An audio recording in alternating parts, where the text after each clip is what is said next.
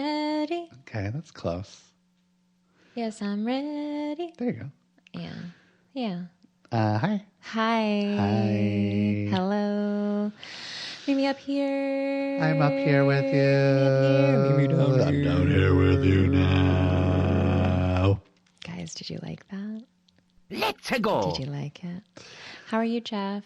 I'm good. Yeah? You know what I was thinking about today? What? I had a nice little giggle with myself. Mm-hmm. When I was, God, how old was I? 17. Uh-huh. I had... When I was 17, I was a very good boy. Is that how it goes? Ah! Jinx. Okay. When I was 17, Uh-huh. I had my first experience where I had I got into a jacuzzi tub. A jacuzzi. With a girl. Oh. And we got naked. Oh. It was the first time I ever did that. Uh-huh. And I and her were really worried that if I became aroused and then pre-cum came out. Oh, you would get her pregnant through the jacuzzi. It would swim over to her. Yes. Yeah. And get her pregnant. Did you also have that fear? Or have I told you the story before? You've not told me this story. It feels like a common fear. And rightfully so, because it's absolutely true and it would happen. Yes. No. Your little swimmers would have been killed off by the chlorine. I know, but there's something really sweet about the confidence that I had in my swimmers. Sure. And I don't have that anymore. and I felt grief about it. Let's talk about it. I got a vasectomy. Yeah. And boy, did that go sideways for a while. Are my arms tired? Yeah. Gosh, I remember talking with you about that after it had happened. You were so sad. I was so sad. If you could compare the size of your testicles post vasectomy to a comparable fruit, what would the fruit be? Well, so it wasn't this big, but I was told, they gave me the vasectomy and they're like, oh shit, we nicked ya. This is not good. You're bleeding out. You're bleeding out. You're bleeding out. Okay. They nicked me and I was bleeding out. And they warned me that my testicles were going to become the size of a grapefruit. Whoa. And don't worry if they become the size of the grapefruit. If they get any bigger than a grapefruit, worry. Here's the problem with that. Yeah. While grapefruit is an approximate size, right? There's some variability. Exactly. There. So, like, what kind of grapefruit are we talking? I know. Yeah. Luckily, it did not become close to the size of a grapefruit. Good. Okay. But it became the size of an orange. All right. Yeah. All right. Which was my. Hold on, I'm going to get to your question. Yeah. The orange is a bigger size than my normal balls typically are. Sure. I just want to say that. Because I think that there are guys that do have orange-sized balls. Yeah, that's their normal. I play my balls close to my chest. Close to my scrotum. What kind of orange, though? Oh, a big one. A big one. Like a sumo. A sumo. You know, the ones with like the weird nipples on them. Yeah. Was it like that? It was like that. Easy to peel. But what it did was like it gets the size of an orange. Yeah. And because they really ripped open my testicles, then I had to like sew them together. The threading was like getting ripped apart. Oh, God. I know. Wow. It was horrible. That's really terrible. Anyways, yada, yada, yada. I'm fine now. Everyone's fine now. My balls are back to their little plum-shaped, like how they should be. Yeah. And if someone were to look at me and all of me, you wouldn't be able to like guess that there was trauma there. Just you doing a full happy baby in front of them. Right. Mm-hmm. They wouldn't be able to figure it out. Those look like normal balls. Those look like normal man, 45-year-old balls. Untraumatized balls. Untraumatized. Wow. Yeah. And well, so I don't have any swimmers anymore, right? Like that's, or they're just like, are they like, yeah, and then there's still stuff that comes out, you guys, but there's no like swimmers in there. Yeah, your swimmers are donezo. However, before I got the vasectomy, I was like, I'm very sure that I don't ever want to have kids. Hang on. Yeah. I need to interrupt you. Okay. I'm sorry. Yeah, ask away. What, were you snipped and singed or just snipped? I was Is your singed. vasectomy, oh, it's non-reversible. Oh, yeah. Yeah. So I think swimmers still exist, but just like some other place inside your Where body. do they go? Do I absorb them into my body? Yeah. Am I becoming superhuman now? You're just, yeah, this is semen retention. Yeah. We figured it out. It's weird because they still get produced. They just don't come out the pee hole, right? Well, yeah, there's a separation of swimmers from semen. Separation of church and semen. Yeah. Yeah. Yeah, just like God intended. So I don't know. They're kind of just going back into my body. You're absorbing them. I'm absorbing them. Yeah. But before I got the vasectomy, Yes. I did go to OHSU Uh-huh. and freeze my sperms. You froze them for Natalie Portman. I froze them for Natalie Portman. Because famously, they asked me, when you go get your sperms frozen, you then have to say, like, if you die, where should we send them? God, I don't wish death upon you, but I do kind of love the idea of Natalie Portman receiving your sperms. So I said, send them to Natalie Portman. I think she'd want them. Yeah, she'll carry on your legacy. But I was told when I gave them to OHSU and they froze them that it was going to cost $350 for like the first, pop. Okay. And I paid that. And then they said it would cost $100 a year to keep them frozen. What a steal. Exactly. Yeah. And then my first year came up and they sent me a bill for $350. And I said, whoa. We agreed on $100. And they're like, nope, it's $350. And I was like, nope, it's $100. So 2 years have gone by and they continue to ask me every month to pay now my $700. And I said, sorry, I'll send you $200. And I'm just like, well, whatever. And well, they still have it. And I still technically owe them $700, but I will not pay. They're still keeping your sperm frozen? I think they have to. And so I think I found a loophole where you pay $0. Guys, this is what you have to do. I don't think that they are legally allowed to just throw away my sperms, is the idea that I've come up with. I have no idea if that's true. I think, yeah, they can evict your sperms. They can't just, those are people.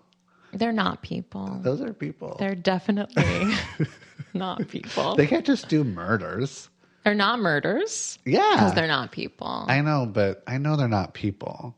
Pro-choice. Yeah, sure. 100%. Yeah. But can they just toss out sperm? I imagine. If I don't pay? Yeah. Well, we're about to find out. Oh my We're God. playing chicken. I love this. With my boys. How long? How many years do you think they'll give you? Or I don't know. I haven't asked. Yeah, and don't. I'm not gonna. I'm just gonna see how long this goes on. For. How often do they reach out for you? Every month, yeah. Every month. They're month. like, hey, by the way, They rent call is due. and they send me a letter, and I ignore it. Okay. I mean, I did not ignore it the first time, and they said, "No, you're mistaken." I said, "No, sir, you're mistaken." I would have never done it if it was $350. They're not worth it. It's not worth it. Really? For $350 a year, but for $100 a year, and that feels like it's a steal. That extra $250. Extra it's really. $250. I don't fucking want a kid. I don't even know why I'm fucking doing this. This isn't even for my future person who wants to have a kid with me. This is for some weird existential anxiety. This is like I need to get, a little more therapy around it. Yeah. And so I'm avoiding that therapy topic. You could spend maybe about 2 therapy sessions for the cost of freezing your sperm for a year. Mm-hmm. Yeah. All right. Well. Anyways, I thought it was really cute earlier today when I was thinking about 17-year-old Jeff worried that his little swimmers Oh my God. were going to swim into my girlfriend's Yeah. parts. I used to think about that with like dry humping. Oh. Like if you're dry humping with underwear on, that like, oh my God, there's pre-cum. Yeah. It's going to seep through. I'm going to get pregnant and AIDS at the same time. Yes, AIDS. It's going to happen. I was worried about AIDS too. Sure. Yeah. We all were. Are kids worried about AIDS these days? No, they're not worried about that anymore. No. I mean, now there's like so many medicines one can take too. If you got AIDS, it's like barely a thing. Exactly. You just put it to sleep. Exactly. We're doctors, you guys. Doctors, basically. Wow. What made you think of that? I was doing therapy and a client was talking about something that triggered that memory. Oh, interesting. I wonder what that thing was. I will not tell you. No. You shan't. I shan't. Wow. Who's your favorite client? God, I love them all, but there is one that I love the most. Really? Say their full name right now. I shan't. Good. It's a test. Yeah. Do you have a favorite? You paused. No. I love all of them equally. You lose. Just like we all do. I'm sorry, Mama. Alex. Jeff. We have one of my favorite sponsors. Who? OneSkin.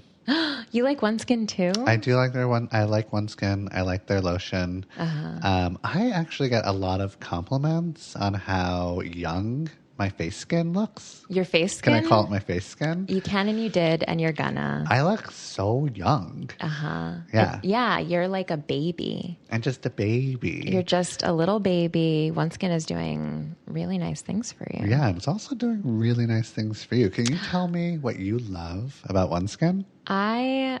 I'm a big proponent of aging gracefully. And OneSkin is helping me do that. You know, at their core, their patented OS1 peptide, the first ingredient proven to target senescent cells, a key driver of wrinkles, fine lines, and loss of elasticity, which are all key signs of aging.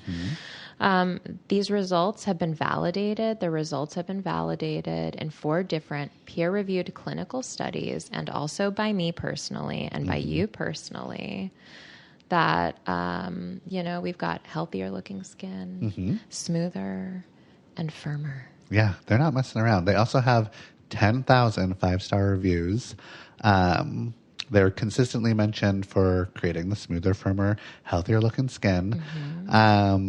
Also, did you know that OneSkin has attracted A-list fans?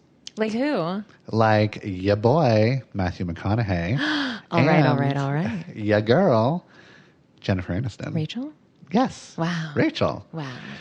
It is born from over a decade of longevity research. OneSkin's OS1 peptide is proven to target the visible signs of aging, like we said, helping you unlock your healthiest skin now and as you age. For a limited time, try OneSkin with 15% off using code SOLVED at oneskin.co/solved. That's 15% off oneskin.co with code SOLVED. After you purchase, they will ask you where you heard about them. Please support our show and tell them that Jeff and Alex sent you from Problem Solved. Thank you.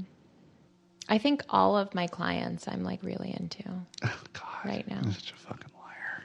I mean, I know that's true. You're not always into all your clients. But right now I'm really into all of them. That's good. What about you? What do you have to banter about? Well, I was telling you before this that I don't really know what I'm having one of those days where, like, I know things have happened in the last week, but I could not tell you what any of them are.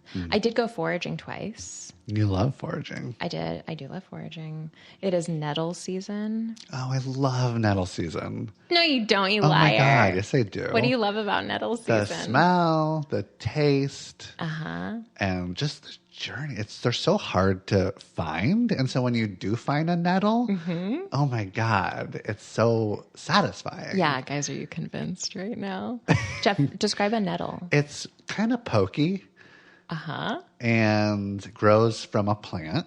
And, but it's a little sticky too.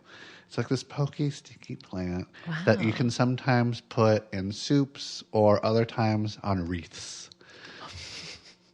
Right? Okay. Kind of not How far much off. of that was right? Okay. They are pokey. Okay. They're, I guess, a little sticky. They're stinging nettles. They sting Oh, you. yeah. Okay. I think It is a plant. I... People don't put them on wreaths, Oh, they should, though. but they could. They could. Yeah, absolutely. Sometimes Would you put them in your soup? I guess they go in soups. I made them into pesto. Oh. Yeah, and love tea. pesto. Do you? I've been craving pesto, but I guess it's not pesto season. No, it is. Well, there's no like pasta places in Portland that has a pesto pasta right now. Honey, they have nettle pesto pasta right now. Where? In your kitchen? In my kitchen. Is Marcella still open? I don't know. You remember that spot? No. It was like a foragey. It was pretty close. It was on Fremont. Right. And they like did foraged food. I don't know if it is. You can definitely find it. I will give you, first of all, I'll gift you some nettle pesto. Please, I'm craving it. Oh my God, I'll take care of your little craving. Thank you. You're so welcome. Yeah, I'm sure there are other places that have them. I saw them on a menu at Daydream the other day. Okay, I'll check it out. Yeah. So yeah, I got stung twice Oh no. by the nettles. Oof. They got me. They got me good. I'm sorry. It's okay. It's okay. We survive. Oh, good. And we alchemize our pain into delicious pesto. Did you go with Boyfriend of the Pod?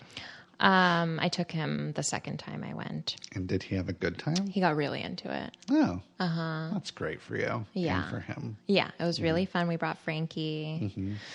Why don't you invite me? Because you hate the That's outside. right. I do. I would hate this. Yeah, you would not have fun. You would bitch and complain the whole time. Oh my God, the whole time. And you'd probably like fall into a patch of stinging nettle. I'd make you turn back. Yeah. And go home. Leave me. Leave me. Yeah, no, I would never. Although he's still convinced that he's going to get you to go camping with us. Oh, what a fool. I know. I've told him it's futile. Yeah. Yeah. Yeah. Are we going to go see Weezer? We are. Are we? I mean, we are. Okay. But the problem are the ticket prices. Hey, Rivers Cuomo, if you're listening. Oh my fucking God. And do you know who Jeff is? Do you know who I am? Do you know who Jeff is? Can you just give us 3 tickets? Yeah. Maybe 4? The problem is, I went to their last show. Yeah. You didn't go to their last show. They came through Moda Center a year and a half ago or something, which is our big stadium. And they played, it was a Blue Album tour. It was the 30th anniversary of their Blue Album. Oh, I remember you went. Yeah. And it was great. It was so amazing. I loved it. But it was expensive. Yeah. And I sat close. And when I was there, I was like close to the front row, but ahead, like below me was the pit. Ah. And I was like, that's where I want to be next time. Yeah. But it's $360 To be in the pit? for one ticket to be in the pit. Yikes. Yikes. Wow. Big Yeah. yikes. So we have to figure that out because there are cheaper tickets. But I don't know if I can buy a cheap ticket and sit in the cheap seats. How about you just buy us all Well, pit tickets? that's the thing is like, how do you feel about that?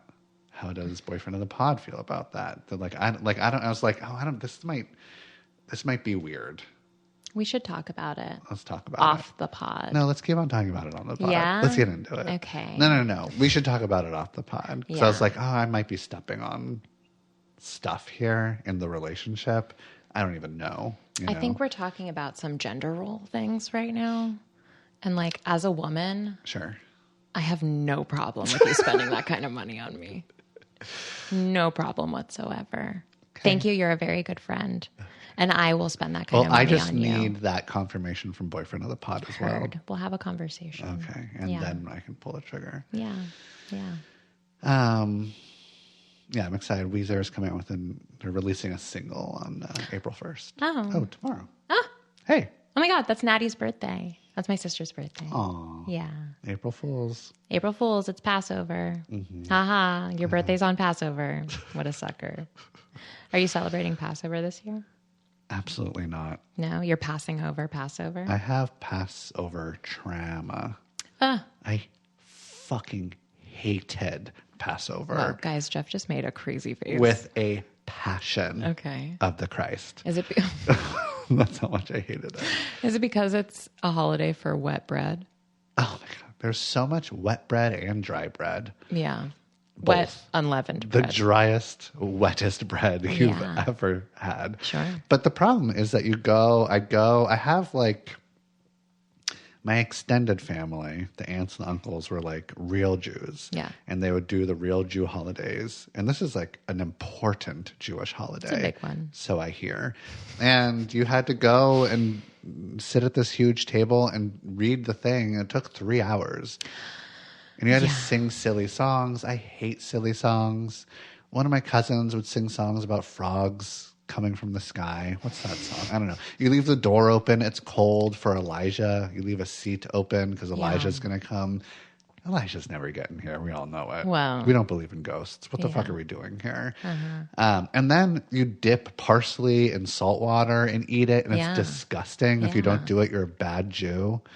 And then they tell you that. And they beat you with the parsley. Exactly. And then you finally get to eat, but it is disgusting food. Wow. It's like matzah that is dry cracker. It's fucking disgusting. It's parsley that's in salt water. It's some cold fish dish or something. I'm not exactly sure. It's just so bad. It's so bad. You've had really bad Seder experiences. Oh my God, I hated Seder. And then at one point you have to like stand behind your father. There's like go stand behind your father.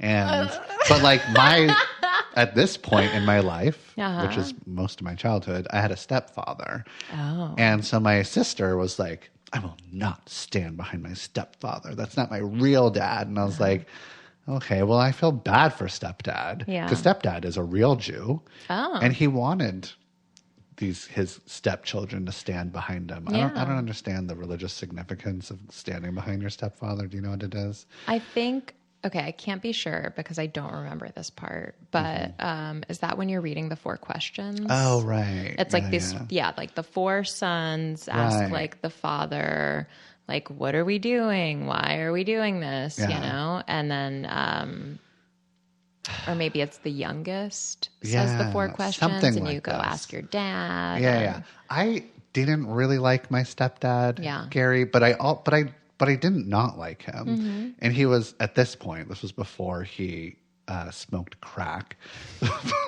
But this was, so pre-crack days, he was not horrible. He taught me how to like make computers and use computers. And he got me into like design, computer like design. Like graphic design. Yeah. And he was like a real nerd about shit. So I like learned about nerdy shit, which is cool. I didn't have a nerd in my family. I'm really curious about like the nerd to crack pipeline. The nerd. Well, keep in mind he's an alcoholic, so there's like some addiction, swimming around already. It's not just a cultural thing. No. Okay, got it. But the nerd became a lawyer. A nerdy lawyer. Oh, the lawyer to crack pipeline is way clearer. Yeah. Got it. Okay, fine.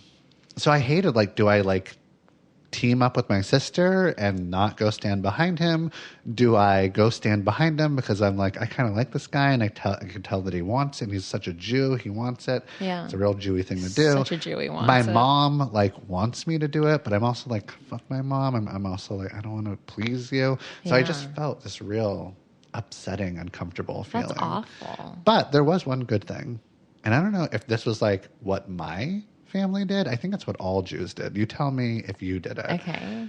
Where you hide the matzah? All Jews. Okay, all Jews. Okay, it wasn't this just this is the best part of Passover. And then if you hide the matzah, you win. Yeah, you have to find it, right? It's called the afikomen. Right. And they put a little piece of matzah in like a tiny little thing. Yes. Like sometimes there's a pocket for it. In a cloth or something. In a cloth, right? And then they hide it. And usually it's like the youngest kids or the very youngest kid. Passover is like a cool holiday if you're the youngest child So I kind of liked Passover for that reason, except that before you get to all the cool stuff, you're just starving all day. Starving. Fasting, starving. Yeah. Yeah. Until you horrible. can fucking eat. Yeah. And then the Seder is just so long. We had friends of the family that we always celebrated with. The patriarch of that family, Mel, he would read Hebrew so fast, like auctioneer speed, fast. Nice. And so it was always awesome going over to their house because they would just like, okay, we're just running through. We're singing the songs. We're doing like the wine dips for the 10 right. plagues. Oh, God. We're eating the bitter herbs and salt water. Sick. One thing I really appreciate about Passover, despite it being Oh, my whoa. God, Whoa, sorry everybody. everyone, I'm really animated right now. Despite it being so long and you are starving, is that it's like so full of ritual It is. and symbolism, It is. and so it's just kind of like fun Okay. if you're into that kind of thing. But yeah, you find the afikomen and then you get like $1. Right. Yeah, we got $1. Yeah. Yeah. Anyone who's getting more than like $5 finding the afikomen, like you don't know how good you have it. Yeah. It's weird. I mean, we should have. I mean, we always celebrated at my Uncle Howard's, who lived in a literal mansion and an elevator. Wow. And, yeah, it's crazy. So there's you would search for a long time. Yeah, there's a lot of places to hide it. Yeah. Wow. How much money did you get for teeth from the tooth fairy? Oh, well, I had like a trauma, so I got a lot of money. And I milked that shit. I had a lot of crooked teeth. My baby teeth were crooked teeth. They weren't falling out, so they had to get pulled. Stop it. So I got 12 teeth pulled at one time, and I was basically toothless. How old were you? I was 10. Oh my God. That's awful. Yeah. So I took my 12 baby teeth and I put them in a little sack. And I went to each one of my aunts and uncles and I was like, pay me, please. Yeah. And they all gave me $1 per tooth. Okay. So it did add up to like Yeah. $96. Wow. I feel like I should have been owed more. Yeah. But yeah, it was a standard rate of $1 per tooth. Okay. Yeah. I think it was similarly like $1 at the most. I feel like I'm making this up fully. I don't know for sure, but I feel like my nieces and nephews are getting like $10 a tooth. Inflation, right? Dude, cost of living. That was the living. You know. Yeah. Well, Okay. are we ready to get into some shit? We're ready to get into some shit. A real quick question Yeah. that was sent in said, I need more upset tuna can takes. I don't even know where tuna can takes comes from, and that really grinds my gears. I go way back to the beginning of Therapy Jeff when I first started watching on TikTok during the COVID. Can you explain the tuna can takes and keep more of the enraged voice messages coming? It was a nice touch. Wow. Thank you.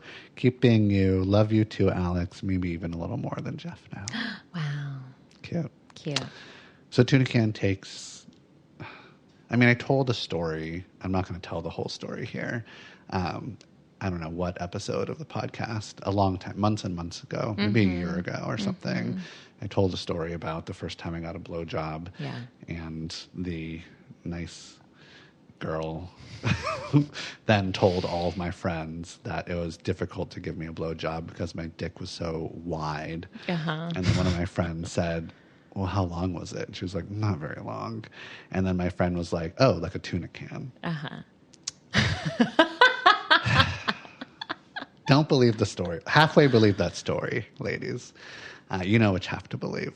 But so then that episode, I guess, I was like a little ragey about it. I feel ragey when I talk about it, but it's a funny story. That is a really funny story. And whenever I give like a particularly, I don't know, what would you call it? A take that is very... Like a daft take. Daft, teenage boy Yeah. kind of take. It's like, all right, calm down, tuna can. Yeah. That's where it comes from. Yeah, that's the origin. So it is a little ragey sometimes. It is a little too boyish. Yeah, immature. Immature. It's an immature take. Yeah, it's like... But it's kind of fun. My favorite band is Bloodhound Gang Take. You Yes. know, like it's got that energy. Yeah.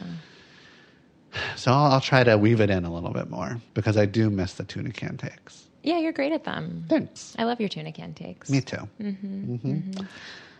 Next question. Well, as far as ragey voicemails go, if people keep sending them, we'll keep playing them. Yeah. Thankfully, we don't get them too often. We don't. Yeah. But I got a lot of good feedback on that ragey voicemail. Really? Yeah. Oh, good. People enjoyed it. Yeah, it was fun. That was a fun one. We have another question, and I'm going to read it. Go for it. It's a long one. It's a long one, so guys, bear with me. And we're going to get to the end. Even if you don't understand the topic, that's okay, because there's an interesting question that comes from it at the end. Yeah, and Jeff will do like a little bit of I'll do a little bit explaining. of a thing. Okay, question. There is a podcast question here, I promise. Respectfully, I think you, Jeff, got the Lindy West situation partly wrong in your reel and should cover it more on the pod. Only partly wrong. I agree coping is not the only explanation. Maybe she really loves how everything is now. Do you know who Lindy West is? Me? Yes, you. I do. Lindy West, if you guys saw Shrill, the show with the adorable and very talented Adie Bryant, she plays Lindy West, who is a fat journalist? Yeah, writer. Who in the show works for John Cameron Mitchell, whose character is based on Dan Savage, our boy Dan Savage. The show's great. You should all watch it. It was really fun. I wish there were more. But Lindy West... She has written a couple books, and her recent book is called Adult Braces. I should say I have not read it. Okay.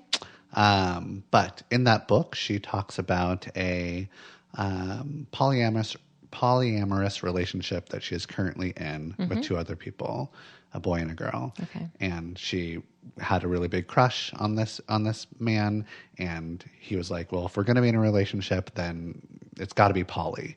And so she was like, I don't really want to do poly, but I'll say yes because I really want to be with him. So she was in a poly under duress relationship for the first year, where she lied to herself and lied to him. And then a year later into the relationship, he was like, you sure you want to do this? And she was like, yes. And again, it was a lie. But eventually she got to a place where she felt really comfy with the relationship. And then part of her book is about how it kind of started from an attachment wound. She was lying to herself and everybody else, but now she's really happy that she's in this polyamorous relationship. So trust me, I'm good. Yeah. This reminds me of Dan Savage's whole take on polyamory, how we just maybe in some relationships will tolerate the polyamory that's there rather than, actually being on board. Okay. I agree. You can be happy at something you arrive at through a wound. I agree some people see her as a mirror for their own suffering. But people also don't believe Lindy because she told us specifically and unambiguously in her book that, okay, there's some M-dash. It's suspicious fine. M-dash. I know, but it's okay. We're okay. I know, I'm hypervigilant to it. Yeah. That she was wrong and or lying to us about how happy her relationship was before. Her whole thing was radical honesty about her pain, as you say, except that she wasn't radically honest, or she was radically honest but unable to perceive reality correctly. It's not that her story changed. It's that she told us that she was fooled before and then deliberately continued to deceive people about it. So, quote, we should believe Lindy because she's the authority on how she feels, end quote, doesn't work. Okay, so that's what I said in I was just like, everyone's just like, we don't think that she's happy. She's actually lying to herself still. And I was just like, you know what? She's the fucking authority on her feelings and her experience. If she says she's happy, let's believe her. Yes. Yeah. And I agree with you, Jeff. Okay, thank you. But this person says that doesn't work. She acknowledges that she wasn't the authority on how she felt in the previous thing she published about her marriage. I mean, she's still the authority on how she feels. Right. And so while I'm sure you're right that some people saw her as a mirror for their own suffering, I think other people simply feel betrayed because her, quote, radical honesty was apparently a pose. It's very natural and totally fine, in my opinion, to doubt her story now, since she makes it clear that we should have doubted it before. And because of this, there's no simple, quote, believe Lindy solution here. To believe Lindy is to understand that she doesn't always perceive reality in her own relationship, that she knowingly accepts less than she should because she doesn't think she deserves more, and that she's willing to deceive her audience about what's really going on. What does it mean to believe her when one of the things she wants us to believe is that she is an unreliable narrator? And there are other contradictions as well. For example, Lindy has been vocal about how awful her trolls are and how unacceptable their behavior is. And then her husband sent precisely the same sort of trolling letter to the Slate writer. Yeah. So what happened was like this, her book is being written about. Somebody on Slate wrote a really nice piece. Actually, it wasn't like attacking them, but for some reason, the boyfriend took it as an attack and was like trolling that journalist afterwards, which was kind of gross. Okay. Precisely the sort of personally abusive trolling that Lindy herself finds despicable when it happens to her and other women. So does she think that such trolling is abhorrent? Because she seems to be condoning it when her husband does it, which seems like a contradiction. What does it mean to believe her on this point? Lindy has repeatedly said that she has low self-esteem and thinks she doesn't deserve much in the way of relationships, and she admits to being an unreliable narrator of her own present. I don't think it's crazy to doubt her story of her current happiness, and this general issue is something for your podcast. Okay, here we go. A lot of people in our lives will pull this, I was lying before, but I'm not lying now. What do you owe these people? How do you suss out whether someone is telling the truth now? How do you rebuild trust in a situation like this?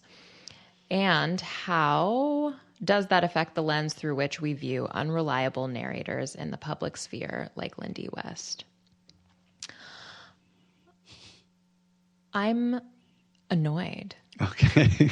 Tell me more about that. I feel annoyed reading this question. I can get where this person is coming from. Totally. Like, you are wanting certainty. Here's the thing. We are all unreliable narrators. Right. Every single one of us. People in the public sphere don't owe us reliability. We all will change. We all have blind spots. We can all change our mind. And we are more the authority on how we feel than any single other person who does not exist in our body and in our life.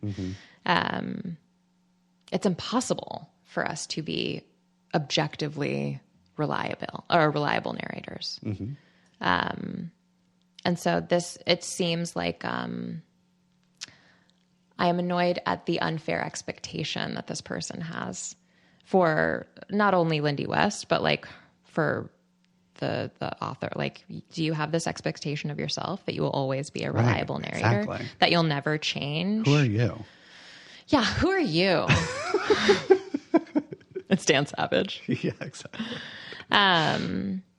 Yeah, and it sounds like you feel betrayed by Lindy. Exactly. And that was like part of my content, is just like, oh, maybe you are feeling betrayed and don't like that or feel weird that she's found happiness. So you can't like project some of your own insecurities onto her. Or there was like a bond that you felt because she was being like really honest about her. Oh, I don't know what I want. And oh God. And, and I'm in this relationship that I'm not sure about, or I have this like radical honesty, and now like I've changed my mind, and there's like she's evolved, and now she's saying that she's like actually happy, and like, do you want her to be happy? It seems like you don't want her to be happy. I'm not sure if that's actually the case, but there's a part of me that's just like, let Lindy be happy. If she says that she's happy, and she's like making these extra pieces of content after her book comes out. That are like, 20, 30 minute long pieces of content where she's like, guys, I'm okay. Trust me. What's the problem with trusting her? Why do you have to convince her or everybody else that she actually isn't happy? What does it say about you? Yeah. What business is it of yours? Right. And like, what do you owe her? Like, I mean, you don't owe celebrity anything. No. You could offer, a human being the grace of changing and shifting. It sounds like you're expecting someone to be static. And none of us are. Yeah, that's just like not how we work. Even, as therapists, it's like rule number one is never collude with your clients. That like we are all unreliable narrators. And there's always like some objective, you know, if like in couples therapy, right? It's like, okay, you're hearing one member. If it's like a, you know, a monogamous couple, you're hearing one member of the couple, another member of the couple. There are different perspectives. And then somewhere there's like the truth in the middle. But no, I don't, it just seems like an immature kind of question. Same, yeah. Yeah. I mean, but it's also a good one, an interesting one. Yeah, absolutely. And you're coming from a protective place, maybe, of like you want her to really be happy, and so you want to be like, hey, actually, you're not. I can tell that you're stressed and distressed in this relationship. Sure. And you gave us, you know, these little, what are they called, the little signals or whatever, when, you know, in the past. Saying that you were happy, but then you actually weren't, and you shouldn't trust me. And so I'm doing exactly what you're telling me to do. I'm not trusting you. And you like sent out these little signal flares or whatever they are. Totally. Yeah. But she's telling you that you don't have to do that anymore. Yeah. So yeah, there you go. it's Believe up her. to you what you want to do with that. And I suppose like what I mean by immature is like it's not a nuanced take. Yeah, it doesn't allow for, I mean, the expectation that like, okay, yeah, Lindy says that she's not okay with abuse, but here she is putting up with it. It's like, yeah, easy for you to say what, you know, someone is like should or shouldn't be tolerating, or we're all fucking hypocrites. Right. Yeah. Yep. Oh, who's animated now? I didn't mean to hit the mic like that. He meant but maybe it. I did move He it. meant it. But thank you for sending that in. Yeah. That's a good question. Appreciate you. Okay. Are you ready for the next one? Yeah. It's a caller, Oh, and we're going to listen to it. right now. Oh, and we're going to listen to We're it gonna right listen to it right about now. Hi, Alex and Jeff. So, not to bring it back to the bitch mom topic, but I have a little predicament. So, That's not actually the one that we're going to listen to. Oh, Okay, we're going to listen to it right. right now. Meow. Hi, Jeff and Alex. I am calling about the bedding issue with some ideas of things people could bet on. Okay, so just real quick, an episode or two ago, I was talking about how you can like make bets on Polymarket or Kalshi, these like websites where you can like make a bet on anything. Yes. And you really only win if you have some sort of insider knowledge of whether or not the thing is going to happen. They're called like mention markets. So like if Therapy Jeff made a video and he mentioned Taylor Frankie Paul in his video, and you said that he was going to do it, then you would like win a certain amount of money. Got it. Anyways, we're moving on. So I do like Jeff's idea about betting on how long the video would be, like more or less than 90 seconds. Another idea I had is, could people bet on how many times Jeff or Alex would say a certain keyword that would be relevant to the episode or that is commonly said? Maybe more than 7 times or less than 7 times. Another idea would be, Love this. can people bet on, will incest be brought up again on the podcast before or after October 31st, 2026?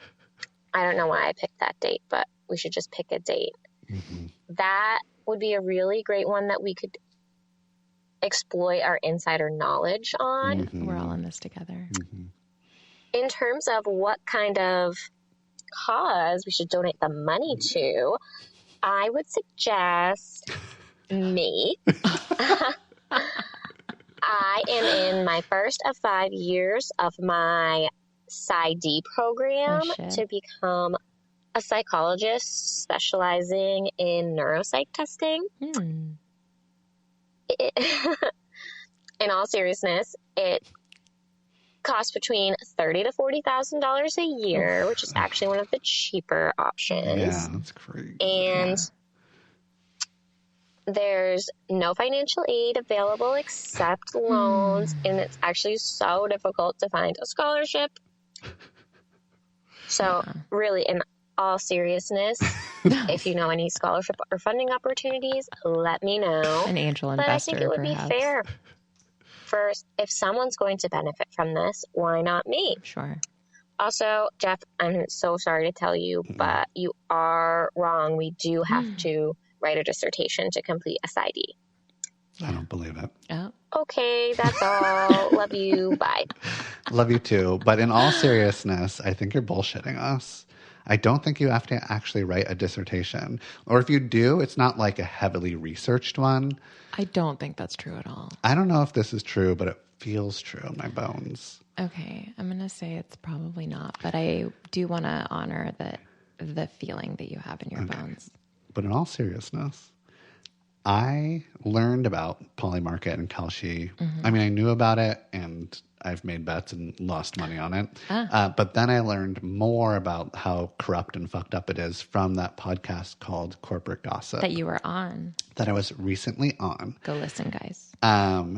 Yeah, go to Corporate Gossip. There's a Therapy Jeff episode where I talk about why all these horrible tech entrepreneurs are pieces of shit people and what is like clinically wrong with them. Lots of diagnoses flying around. It's very fun. But on that podcast, I talked to Becca and I was like, hey, here's my idea. This is what I want to do. And I laid out the idea just like I laid it out here for all of you. And I was like, I'm not joking around. What can we do? And her listeners, while they're not as good as like Problemistas, they're in that world. Great. And they know exactly what to do. What they say. And so Becca was the one who was like, well, yeah, if you want to do this, first what you have to do is bet at least $1 million. What? Jeff has to go on to the website, bet at least $1 million. That flags the creators of the website as like me as a big spender. Yeah. And then I can like influence what types of bets are on the website. Okay. So that's the first step is that we have to raise $1 million. Guys, go fund me. You have to give it to me. And then I have to start making bets that will probably lose. So we're going to like not get that $1 million back, but I'll hopefully get the attention of the website dudes. And that's when I can start making these bets and then giving everyone insider information. Okay. So I have a Venmo if anyone wants to Venmo me $1 million. I also have a Venmo if anyone wants to Venmo me Well, $1 I think million. that you can send it to me because me. I am I'm Therapy Jeff. And I'm Alex. Exactly. Guys, you be the judge. You be the judge. Okay, next question. Wait, Oh, do you have something else to say? what words or sayings do you think that... Well, I liked the incest suggestion.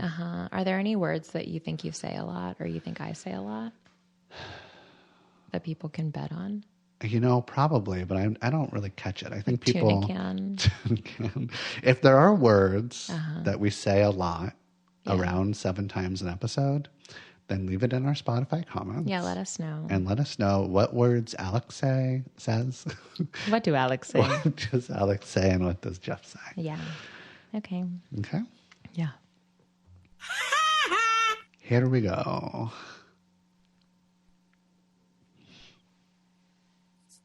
Hi, Alex and Jeff. This is Carl from Austin. Alex, your voice is as smooth as Kerrygold grass-fed Irish butter. Oh. And Jeff, I love you too. Oh. So I got this therapy ethics question that feels a little gray. I started seeing an LPC after a breakup to process the grief. We did like walk and talk therapy in the woods, and eventually it turned into like parts work where we sat on a picnic blanket under an oak tree, very pastoral, very intimate, emotionally exposed, that kind of thing. Sure. After about 3 months, she recommended we discontinue therapy.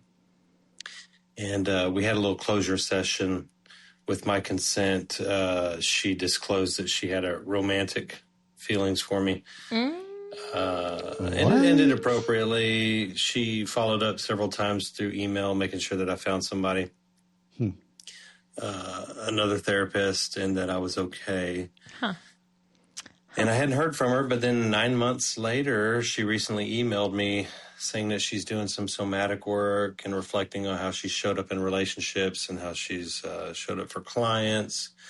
And she said that she felt a little clumsy about how she handled the situation with us and wanted to reach out, like not as a therapist, but, quote, person to person, end quote, in case anything felt incomplete or if I had any thoughts or feelings about it. And just for context, during that closure session, she shared that she was recently divorced and had kids just like me and was in a similar life situation, which added to those feelings. So my question is this still like a boundary crossing, or is there any version that's ethically okay? It just feels so gray to me, but all my therapist friends are saying this is like not allowed. It feels like therapy ended, but then there was a potential for a door to be opened 9 months later. Would just love your thoughts. Thanks, guys. Yeah. Really love this podcast. Thanks so much. Wow. Well, he loves you, Alex. So do you want to start? And I love you too, but in a boundaried and professional way. Exactly. And I can see maybe why your horny therapist fell in love with you. Yeah. But I'm not going to fall for that shit. I'm not colluding. No. I'm not colluding. Don't do it. But thank you. Whoa. This is like not even gray. It's just like very red. This is like a giant, massive red flag. I get for him, he might think it's gray, but there's nothing gray about this. There's nothing gray about this from the therapist perspective. No, she should not be reaching out to you. No. I'd have to look up the laws in Texas, but at minimum, you cannot reach out to a client for any reason until 2 years after termination. It's between 2 to 5 years, depending on the state. Right. And the therapist, it's like pretty consistent, maybe in every jurisdiction, that like the therapist has like the fiduciary obligation to one, respect the power imbalance that's like inherent to therapy, but also like it is a reportable offense to terminate therapy. What is it? Like for your own interest. So if you're attracted to a client or you want to be friends with a client, you are not allowed. If people find out that you've terminated therapy in order to date that client or be friends with that client, then it's a big no-no. A very big no-no. Yeah. Also, there's like, oh my God, there's so much to say. There's the container. She's not respecting the sanctity of the therapeutic container. She's also like, what about the work that you were doing in therapy? How much of that was, not to fuck you up a little bit here, but how much of that was like grooming? Oh. And like predatory potentially? Sure. Great questions. And the person to person thing is like fucking offensive. It's fucking offensive. Like, I get it. She's a person. Therapists are people too. Sure. But why is she burdening you with her feelings? Both in the termination session and also after the fact. It is so fucking messy. That is so fucking messy. Yeah. You might not realize it, but these are huge red flags. Yeah. This is not like, I don't think this would be just like a hot thing or a potential relationship thing. Yeah. These are, she's not doing relationships right. No, certainly not. No. Certainly not. Therapeutic nor otherwise. Exactly. Yeah. And she'll likely continue to not do that's what I'm saying. Relationships right. Yeah. Absolutely. But man. But it does sound like a porn. It does sound like a porn. Yeah. So while I'm not allowing it, and I'm not suggesting that it should happen, I will say, just to say something, That this is not his responsibility to manage or create her appropriate professional or personal boundaries. So if this dude wanted to message her back and see what's up, he could. That's not on him. We're trying to clearly spell out there's some red flags that are a little on fire here. This is not a good idea. Yeah. But fuck around and find out if you want. Guys, right? Guys. No, I'm not saying that you should. No, I'm not about to say that. But you could. Much like our answer, bet on it to the incest question. Yeah, you can do whatever the fuck you want. There will be consequences. There will be consequences. There will be consequences. Either for you, there will be consequences because, the person that you're getting into a relationship with, even if it's a sexual relationship, has no understanding of boundaries. Or for her, there's potential licensure, career, risk.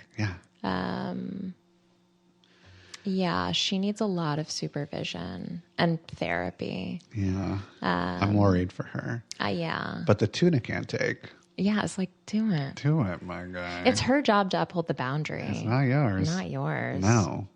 So yeah, go fuck your fucking therapist. Just kidding. Don't. But yeah. But I mean, that's such a taboo.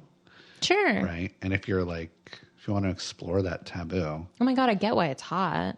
I can understand why it would be a turn on. The fantasy of it is very hot. And caller, your therapist friends are saying, do not do this. Yeah. This is an ethical violation. You already know. You're trying to get some permission from us. And guess what? Granted. Fucking granted. Right? Not by Alex, not by your favorite, but by your new favorite tuna can, Jeff. Fucking go for it, Old guy. butter voice over here says, no, don't do it. No, babe. But if you want to go catch some tunas. I mean, don't you want to kind of uphold the fantasy of being forbidden fruit to your crazy therapist? Yeah, that's the thing too. It's not the forbidden fruit of it all. Yeah, it's going to collapse. You're going to really get to know her. She's a fucking mess. Yeah, if you do it, it's not going to be hot. No, preserve the fantasy. So if you want to preserve the fantasy. Yeah. But if you just can't, then please keep me updated. Yeah, let us know. I gotta know. Let us know how this devolves horribly.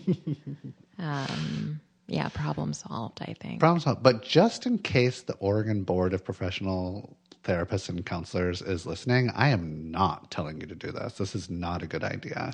I don't know how I would even get in trouble for joking around about it, but I'm not. I'm just joking. I don't think he should do it. He's not beholden. But he's not beholden. To the board. Right. She is beholden to the Texas Board of Ethics for licensed professional counselors. Yeah. Okay. Yeah. So do it. So just go ahead and do it. You get to do whatever you want, sweet caller. We live even in a though free you know country. better. You know better. In Texas, even freer. Oh my God. Am I right? Land of the free. Yeah. What's their little slogan? It's free. Bigger in Texas. It's bigger in Texas. Right? Everything's bigger in Texas. Die or free. Freedom or live die. What is it? Hello? Die or free hard. I think that's what it's called. Die hard. Die hard or free. Is the best Christmas Freedom movie. or die. Freedom. That's forever. New Hampshire. Never forget. Never forget. It's never forget. 9/11. Exactly. Also, okay, not to hammer this down a little bit more. Hammer it. If after between 2 and 5 years, therapy is terminated, there must be no contact. Oh, right. In between. So she can't reach out to you. You can't reach out to her in that time. And then contact must be initiated by the former client. Is that true? The former therapist. It's not okay. Oh, no. Kidding. I'm kidding. Guys. I'm not friends with any former clients. Just kidding. Never will. Also, it'd be so weird. You think you're going in person to person, and it's no, dude, that power dynamic never leaves. Exactly. She always has more power than you. Which, again, you might think is really hot. And we get it. And it's not up to you to uphold the boundary. It's up to her. But she's obviously very bad at it. So you could wait another year and 3 months or however long. No, they have to start over now. Oh, right. Because she reached out. Because she fucked it up. Yeah, okay, well, you can wait 2 to 5 years, whatever the And just jerk off to the fantasy in the meantime. And that's a real hot thing. Yeah. To just drink it. And that's a real That's hot a thing. real hot thing. I think that's what they say in Texas. And that's a real hot thing. Problem solved. Live free or die hard. Yeah, that sounds right. That sounds like something Kid Rock would say. Yeah. So we are at the end of the episode. We do have one question left. Should we do a long ep? Do you want to do it? Let's do a long ep. All right. Because this might take a little while to answer. Yeah. We should really do that Patreon. Okay. Right? Let us know. If you're going to listen to this, this is spiritually now turning into a Patreon episode. Find our Venmos. Send us $4. Yeah. Yeah. Okay, here we go. Like $5. Oh, $5. Oh, well. Okay, $5. We're worth it. Hi, Jeff and Alex. I had to write this out because I'm totally anxious. Please hang in there because there's a lot here. All right, for context, my core wound is father abandonment around age 8, and my ex-husband was significantly emotionally abusive. Good to know. I've been in my own therapy for many years working through that fun stuff. So I dated a man for almost 2 years right after my divorce. We lived an hour apart and didn't see each other as often as I wanted, but we had a strong emotional and hot as hell physical connection, and we texted daily. From the beginning, he was upfront that he lived with his ex-wife while co-parenting their 2 teenage sons. He showed me the divorce papers, framed it as logistical, reassured me I was his priority, and said he'd move out once the kids graduated in 2 years. I even met the ex-wife just briefly a couple times, and we had small talk. Over time, I realized that he and his ex-wife were extremely enmeshed. They worked together. They went to therapy together for the sake of kids and work. They taught exercise classes and attended each other's exercise classes and went out to dinner and drinks, just the 2 of them. So I love that detail. That tidbit. I want to know what exercise classes. Like, was it a bar class? Was it like Soul Cycle? Was it like a kickboxing? Like Feldenkrais? Yeah, they go to Orange Theory. What's happening here? Yogurt. times a week. At a certain point, I felt like less of a girlfriend and more like a long-distance emotional consult / fuck buddy, even though I thought we were deeply connected and in love. I did tell him I was uncomfortable repeatedly. He was clear he wasn't going to change anything with his ex to keep peace in the house, and that if I wanted the relationship, I needed to self-soothe and manage my jealousy and anxiety. He also declined doing therapy with me. I told myself I was being patient and that this was a temporary transitional situation. He was worth it to hold out. But nearly 2 years in, he told me he planned to remain living in that house and didn't want to overlap lives or meet each other's kids. We broke up, and 2 months later, he got back together with his ex-wife, whom he'd originally divorced after her emotional affair. So the anxiety that I had wasn't totally unfounded. I felt gaslit and manipulated. I went no contact to protect my heart. I am genuinely happy in a new, much healthier relationship now, and I'm not trying to villainize my ex. I really did want to build a future with him, and I think so highly of him in many ways. But I'm still stuck on this. How do you tell the difference between being patient and being emotionally sidelined? Also, should I reach out to the ex-wife for clarity about how much she knew? This is now 9 months post-breakup, or would that be a horrible idea? There's a part of me that feels like I got suckered into a poly relationship that I did not consent to, and I'm wondering if he was lying to her as well. Honestly, I have compassion for her if that's the case. Additionally, I am absolutely welcome to your general take on that whole bizarro situation and why the actual freaking hell I would put up with all that and want that in my life for so long. What is wrong with me? All right. Love you both. And thank you for the healing and humor that you offer to so many of us. Oh, babe. Oh, don't be so hard on yourself. Nothing's wrong with you. No, you wanted connection. It was hot. It was sexy. It was a good match for certain reasons. There was a lot of good in the relationship. It was sweet. Yeah. And I mean, you started off the little message being like, just so you know, I have abandonment wounds from my shitty dad and shitty abusive ex. So that's why this happened. Yeah, plays a big role in that. Yeah. Magnetizing this sort of dynamic or it feeling familiar. Or staying in it for, tolerating it. Yeah. Yeah. Wow. This was a little triggering to listen to. Oh, was it? Why is that? Yeah. I've been in like similar situations. Yeah. Yeah. Trying to be patient, trying to be like the good girl. Like, I'm going to be good and I'm going to be the best partner. And then surely this will pay off. And then it doesn't. And you kind of have this very not so sneaky suspicion that he's actually in love with the other woman or they're going to get back together or something. Just like a horrible feeling in your gut that something is very, very off, despite the reassurance that everything's fine. It's fine. And you want to believe the reassurance. That's how you create trust in relationship, by believing hard stuff. Yeah. So I get it. You're just trying to create a good bond. Yeah, you didn't do anything wrong by believing what was told to you. Yeah, you're a good person. Yeah, you're the best person. You're a perfect person. She has a sneaky suspicion that maybe this dude was lying to the ex-wife about, or keeping certain things secret. Yeah. Not being super upfront and honest. And she's struggling with like, oh, do I reach out to the wife and do a little comparison? Yeah. Yeah. Get the story straight. What do you think, Alex? What do I think? Yeah. I think that if you had clear evidence of some nefarious, shady behavior happening, fucking do it. I would tell you, like, I support you if you want to get in there, right? Because you don't have proof. You are just kind of like pain shopping. Like you're just kind of, I get it. You're trying to like process the whole thing. And you're obviously hurt and you feel like you got the rug pulled out from under you and you feel like you got tricked and manipulated, and you did, whether or not he was doing it consciously. You know, whatever, you still were hurt.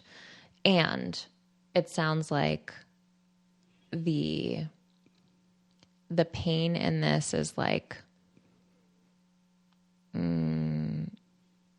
oh, I was just cast aside. Like I felt like the other woman, even though you met her and their relationship was just so impenetrable. I mean, the fact that he didn't want to like merge lives any more than what you were doing is really telling. So like you felt triangulated and on the outside. You are continuing to sort of recreate that dynamic by being like, I'm going to get in the middle and try to like figure out what was really going on. Good point. It will just prolong the feeling of triangulation. And he's back with her. He's probably not going to leave her. You're not going to like get him. You're always going to be on the outside of this relationship. And that's going to make the little abandoned part of you just feel so sad. And like potentially just re-traumatize that part more than it's already feeling traumatized. By staying with this dude as long as you stayed with him and trying to be good to, I don't know, wait out his resistance or whatever, his avoidance or keeping, you know, your lives so separate. Both he was neglecting that little abandoned part of you and you were also neglecting that part of you. You're going to continue to do that if you like go and put yourself into their messy bullshit. Yeah, great advice. I think you should just be done with it. I think you should too. I think you should tend to your little abandoned part. Yeah, that relationship is going to play out the way it needs to play out. You don't need to affect it. Yeah. You don't need to get yourself in the middle. It'll be activating, like Alex is saying. It's not worth the emotional turmoil that you might get some sort of like sweet little revenge feeling or the right the ship or something. I don't know. Yeah. But just let it be. Yeah, to like, what are you trying to do? Like warn her? I guess, like woman to woman. Yeah, which like I get the impulse. I've done that thing before. I get the impulse, but right, you don't have anything clear. Like there's nothing. I think when we are doing that and meddling in other people's relationships like that, we really need to have like clear evidence. Yeah. Yeah. What do you think, Jeff? I think what you think. You think what I think. I think what you think. Our brains have merged. But like, fuck that guy. Oh my God, fuck that guy. Yeah. Yeah. He was either lying to himself or lying to you or both. And either way, that sucks and that's not okay. And Yeah. I'm sorry that you got wrapped up in it. You know, hot sex will do it. God. And, you know, the more unavailable the person, the hotter the sex seems to be sometimes. That's because true. like that's kind of like the only real connection you can get, or that specific type of connection, or you feel vulnerable while you're fucking, whatever. Like, we get it. I understand. We've all been there before. Yeah. Plenty of times before. So don't be so hard on yourself. No. And it sounds like you're in a better relationship now. Good. Have many corrective experiences.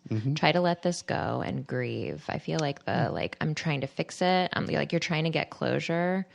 You only give closure to yourself. Yeah. Give like your little abandoned baby, sweet, tender part a break. Reconnect with her. Yeah. Yeah. And be present with your partner. Yeah. And you learned some hard lessons and you'll carry those through into your future relationships. You'll trust your gut or you'll ask for more or whatever it is. Yeah. And we've moved on. Yeah. Yeah. Always ask for more. Don't be good. Yeah. That's bullshit. Yeah. And we love you. And we're hungry. I'm so hungry. Yeah. Hungry for what? For Delicious. Well, guys, you know what to do. go to therapyjeff.com/podcast to leave us your questions, your rageful responses, your bedding tips, and compliments for my sweet and sultry voice. Rate us 5 stars, whether you like us or not. Comment on Spotify. Where else can people comment and review? That's the only place. I mean, you can review us on all the other podcast platforms. We'd love that because then more people find our podcast. Yeah. Okay. All right. Love you. Bye. Bye. Problems. Okay. We've identified